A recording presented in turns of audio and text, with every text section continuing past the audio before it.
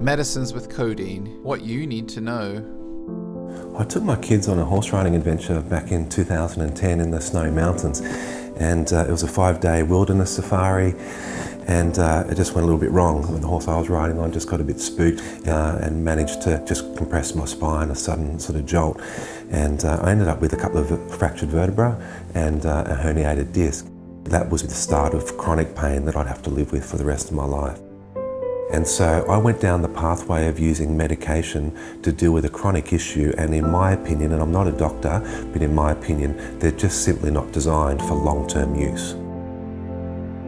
When you start using those sorts of drugs over a long period of time, they really do affect the way you think, the way you behave. They change who you are as a person.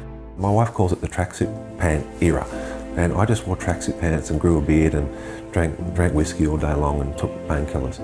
I didn't go anywhere. I didn't want to socialise. It wasn't just me living through that, it was my entire family, and my life was on a very, very slippery slope to a place I just didn't want to go. And there was one day where he was particularly bad in the morning. He had snapped at one of the kids and they were upset, and I stood in the carport before we went to school, and I actually explained to my 7-year-old son what drug addiction was. The answers are out there, but it's not in the medication, it's in the techniques to manage the pain. That was the turning point for me.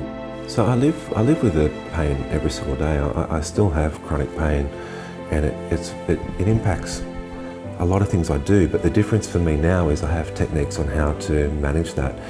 The pain is probably never going to go away, but instead of it being this evil thing in my life, this big scary beast, I now have a much healthier perspective of what chronic pain is, and I manage it, whereas before it really did control everything I did. There is a solution, just not the medication. It's got to be in putting in some time and effort to find ways to manage it and to live with it. Visit nps.org.au/codeine to learn more.